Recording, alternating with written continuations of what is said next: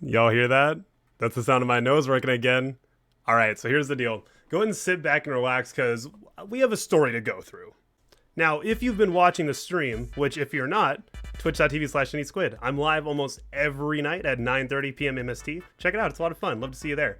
You've probably heard me complaining for about the last year or so about this immovable object that can't seem to be pushed out of my nose. Now, I've tried everything. I've tried Kleenex. I've tried humidifiers. I've tried purifiers.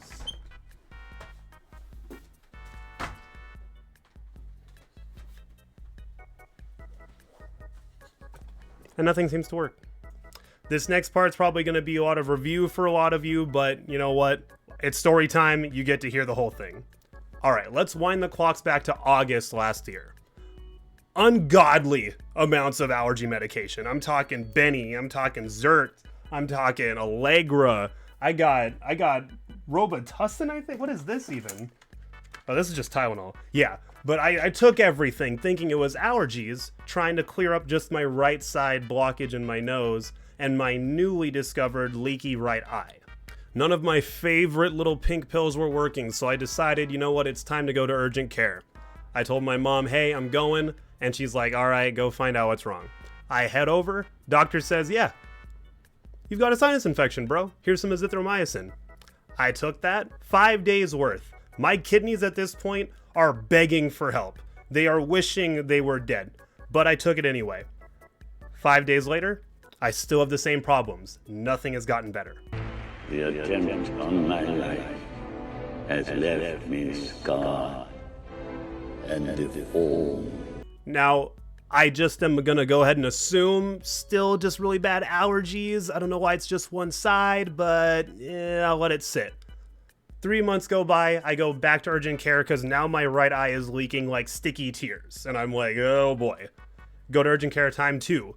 Doctor says you should get a stent, which is like a little donut that forces open my little like tear duct hole in your eye so that the drainage can, you can drain properly. And I'm like, but that's not like the root cause of the problem. So I kind of just shucked that off. It was kind of weird because the doctor also gave me a card to his optometrist. Do I still have that card?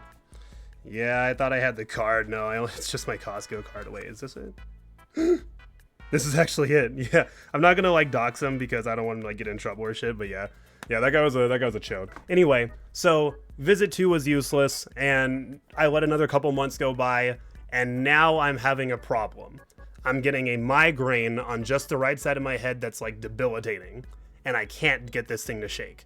And at this point, I have no ability to breathe in and out at all on just the right side. So me now in full panic mode, I called out of work, took a whole week off, and I'm like, Mom, I can't take this anymore. We got to go to urgent care. We got to figure this out. And she's like, all right. So we go to urgent care. Doctor says, yeah, this is a chronic sinus infection.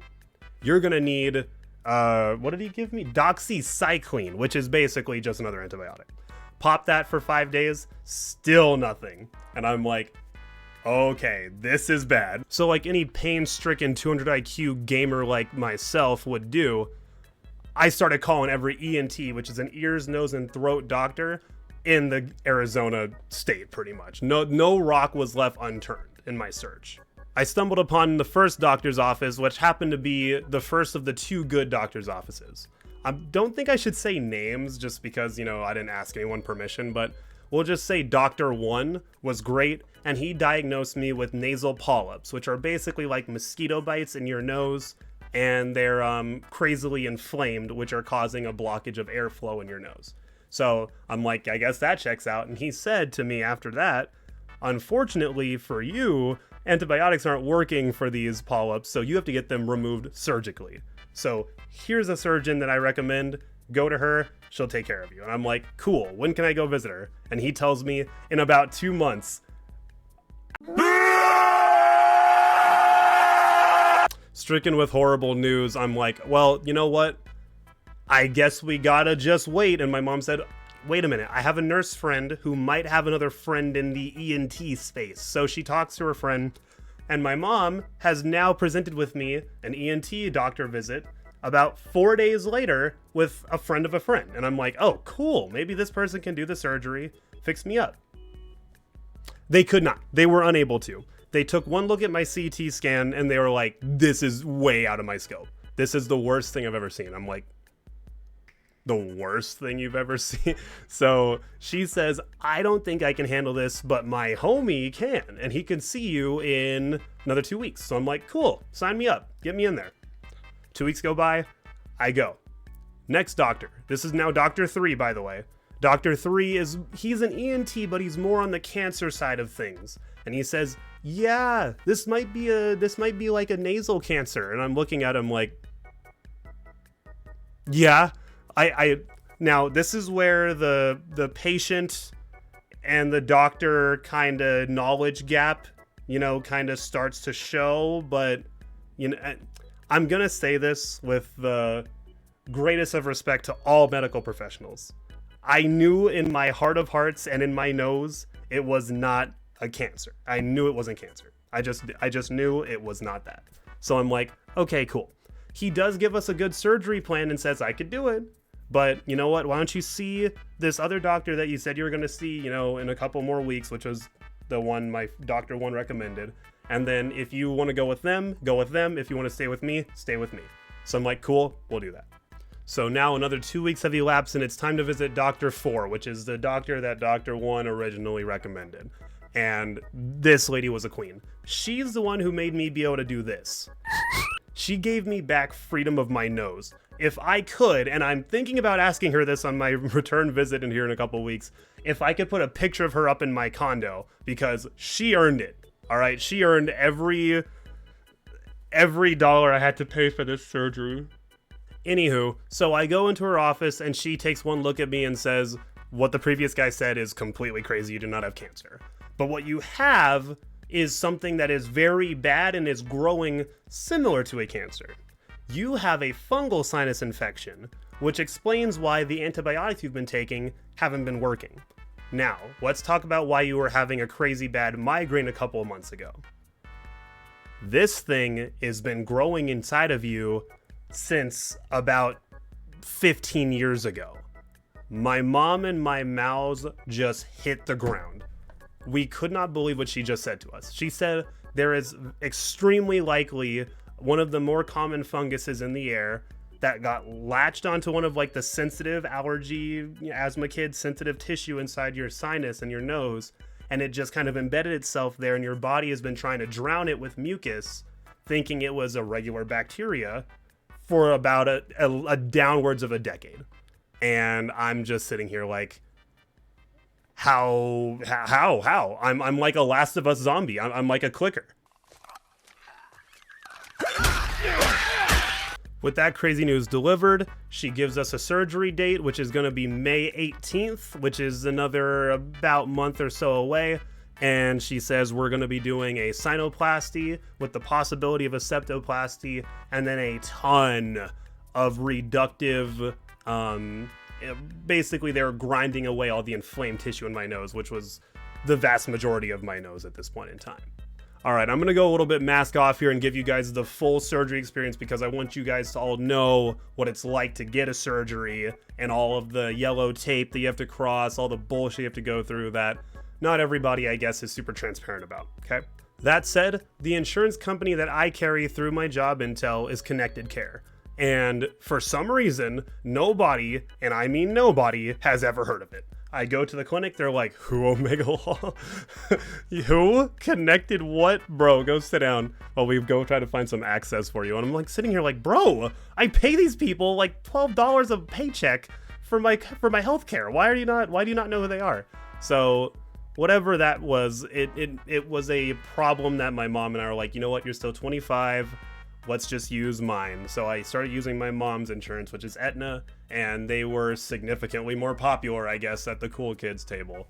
All right, so now that I have healthcare that works, we can schedule this surgery. Unfortunately, the office of Dr. 4 sent out the request for surgery about 6 days before I needed to actually have the operation. Now, insurance companies, at least the one that I was using, which is my mom's, they allow themselves, depending on the priority and like the severity of your surgery, right? So if you got like a car accident, you got smeared and you need your legs reattached, that's high priority. They'll give situations like that a 3-day pass. They'll review it within 3 days and then sign off on whether they're going to pay for it or not. Something like my problem is a low priority, so they give themselves 14 days to look at it and buy off or not. Because the office sent it 6 days prior to the surgery, unfortunately we had to push it out another week. So another week goes by and now it's surgery day. I'll go ahead and tell you guys right now, the Twitch money, it didn't cover this surgery. We walk into the surgery center and that lady tells me numbers that I did not know you could charge a person for health. I'm gonna be honest here, and you know what? I'm not even done yet. Everybody that says American healthcare, you know, it's faster than like Canada, and that's why, you know, it's not free. All of you that say that, leave, die. All right, die, because you're wrong. This took forever. Every single medical office I had to visit was like a month push out, and I'm dying all the while. And then the surgery gonna cost a ton of money still? It wasn't even quick? Bro, I'd rather die waiting for it to be free than die waiting for it to cost me a lot of money. That's crazy. So yeah, when you see a jet fly by, no, it's that jet's fault. It's still cool, I love jets, but it's that jet's fault. Anyway, it's surgery day. I sit down at the office and here is my reaction after paying for that bill. So we just found out that it is actually medically advised to just die because it's cheaper than paying for anything. So, you know, guys, if you have a problem, don't get it solved. Just sit on it. Just deal with it. Your bank account will thank you. Like, just die. just die. It's so much cheaper. Also, to give a little bit of transparency here, depending on your surgery, if you have to be knocked out, there are 3 payments that you have to go through. 1 is the payment to like the surgery center or the hospital or whatever. 2 is the payment to the anesthesiologist. And then 3 is the, god damn it, what was the third one? The office, I guess, of the doctor that's doing it. That might be a very like specific situation. Like if you get hit by like a bus and you go to the hospital, they probably just sum that all up into one thing because all those people are like on staff. But if you go through like a specific office for like a certain doctor, it's probably kind of separated out. I don't know, but I had to pay 3 bills, which is why I said the things I said in that last little clip. So moving forward, now it's surgery time. So I take my phone back, which apparently I wasn't supposed to do, and I'm gonna show you guys some of the clips from that too. I need help closing my gown. You are. There's like a camera. Like I'm not like doing it. I'm just like recording like the experience. I'm not like. So alright. Never mind. I don't want her to think it's too weird. All right, guys. I can tell you right now. All right, guys. So I am not supposed to be recording like at all, but here I am. That's my vodka. I'm totally not. Yeah, it's only me and you. Yeah, that's my vodka drip. And this is the Connecto. That's the valve, baby. Yeah, I may have convinced the anesthesiologist to let him record me like knocking out, and he says I'm not gonna make it. Fortunately for me, my doctor was a sweetheart, and the anesthesiologist was a super cool guy that was okay with recording going on for the night part of my surgery, which is super cool. They had a lot of fun little interactions and stuff with me before I got knocked out. And most importantly, again, if you've been watching the Twitch channel, you'll know I've been talking some mad shit about saying I'm going to beat the countdown, which is the 10, 9, 8, 7, 6, 5, 4, 3, 2, 1, 0, before you fall asleep from the anesthetic. And you'll see in this clip, I actually beat it twice, because I'm him. Okay, this is tangled on your IV. All right, go ahead and have a seat. Yeah. Okay, scoot back just a touch.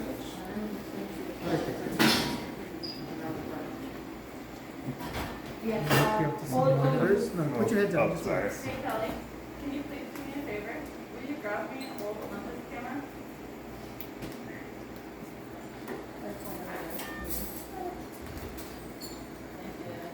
So what are you thinking about here as you're falling asleep?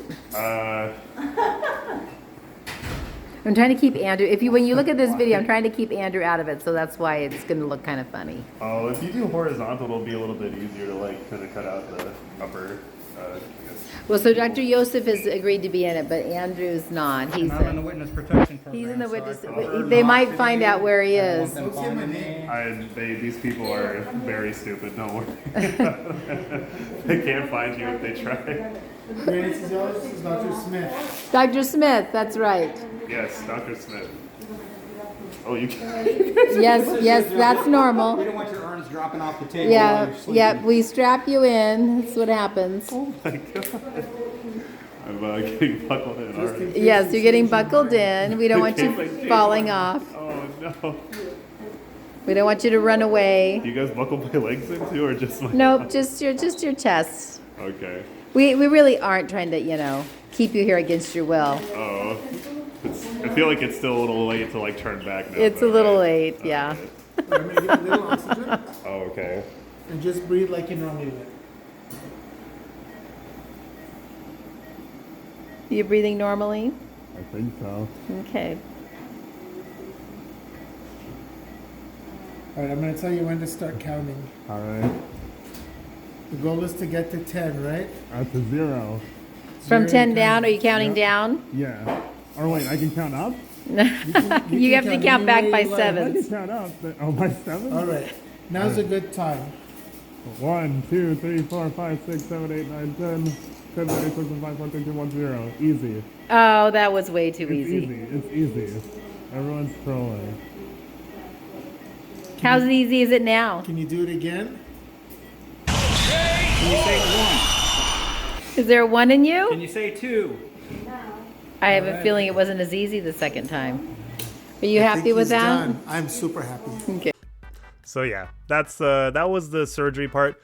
They actually were going to record some parts of the surgery for me, but when my doctor got in there and started seeing what was really going on, she was like, oh, okay, I don't have time for this because I have to go a little bit off the original plan. So the original plan was going to be turbinate reduction, a sinuplasty, and a possible septoplasty. She ended up having to do the turbinate reduction, bore open holes bigger than the ones that are already there in every single one of my 4 sinuses on the right side, and then 3 on the left side.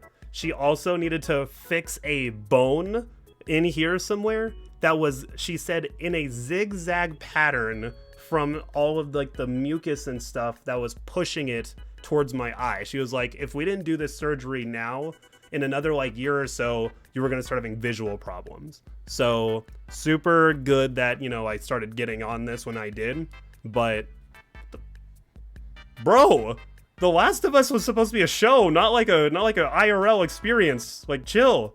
That fungus will have its way with me no longer. Well, actually, that's not true. So, the fungus is technically still in me, because it's just super deeply embedded in my tissue, and my sinuses will start to refill and, bloat. But what I have to do to prevent that is, I have to do neti pots. If you don't know what that is, it's basically like a squirt bottle of salt water that has a little hole at the top that shoots water up your nose, swirls around in all your holes and crevices, and then pours out the other side. I have to do those for the rest of my life. 3 a week. So basically every other day until I drop fucking dead, I gotta do a neti pot. And that sucks. But it's all good, man. The nice part is that it's something that I can actively do to keep the quality of my life better. Because right now, I feel like I'm in the Avatar state. I haven't been able to breathe this good in so long. It's crazy. And my mom said my voice sounds a little bit different than it has in a long time. So I guess I'm back to my real voice. So if you, leave a comment if you think that, my voice sounds different or if you recognize it or not. But yeah, that's been the situation. I do have a follow-up visit on June 12th for the after stuff. She's gonna explain how I need to do the neti pots and frequency and all that stuff. And then after that, I just need to figure out a way to recoup my finances. But yeah, that's actually really about it. I just wanted to get you guys up to speed and kind of, just keep you guys in the loop about my health. I'm doing a lot better now. I'm a lot happier. I can breathe. I can sleep on my sides without choking out in the middle of my sleep. It's so cool. If I snored before, my septum's fixed now, so that's not a problem anymore. So yeah, I just wanted to give you guys like an update on my health. I'm doing a lot better now. So thank you guys for hanging out, and those of you who are, you know, putting hearts in chat and, you know, asking about how I'm doing and stuff. I appreciate y'all. You guys are the homies. Very sweet. Oh, also gigantic shout out to my mom. She actually glued herself to like the next room over for the entirety of my recovery process, which is still happening, but day in and day out, she's like, "You want a smoothie?" And I'm like, "Yeah." She go to Jamba Juice, give me a smoothie, and she bring back one of those apple cinnamon pretzels, which are like 50-50 good, 50-50 bad. If they sometimes they're stale, but whatever. My mom was bringing me Ritz crackers, which are my favorite, just plain Ritz crackers. Get at me. She was bringing me. I still have my box of Wheat Thins. Wheat Thins with low salt because my mom cares about my blood pressure and stuff. No, she was awesome. She was bringing me pillows, ice packs, and stuff. She helping me change out my bloody, gross gauze. Ugh. Yeah, no, she's a champion, and I really appreciate that. And then my dad too. You know, he was, you know, even though he's working his ass off, he's still, you know, helping me out and stuff when he can. So I appreciate all that. And then my friends providing me the worst things to hear when your nose is messed up. All kinds of horrifying jokes, making fun of my noises, my bleeding, my hemorrhaging. Just the worst things you could tell a sick person. I got to hear from them, which made me laugh. So appreciate all of them. But yeah, you guys are awesome. Thank you for worrying about me. I'm doing great. I'm doing a lot better now, and I'm looking forward to doing more content. So if you guys like it, I'll keep doing it, and I'll see you in the next one. Bye. Hello. I made it. It hurts like crazy to talk. That's my mom. But we did it, boys. God, this shit hurts so bad. They like bored out holes in my nose everywhere. And my throat had a big ass tube going through it, so it hurts to talk. But I wanted a post-surgery thing. I'm experiencing so much delirium. I still remember like all my normal shit, but I am I'm not a happy camper, but I'm definitely better. Even though they got this shit on my nose, like all wrapped up, I can still I can breathe through that nostril, which I haven't been able to do in years, so that's super cool. I got a cup of tea, just helping my throat. But yeah, boys, this one hurt, but we're here. We did it. Oh God. Yeah, can't eat like really solid stuff without it hurting pretty bad. I had a smoothie earlier and some Otter Pops that the surgery center gave me. But yeah, tea's the only thing that really helps. But yeah, we did it. We fucking did it, and I'm in pain. Hi.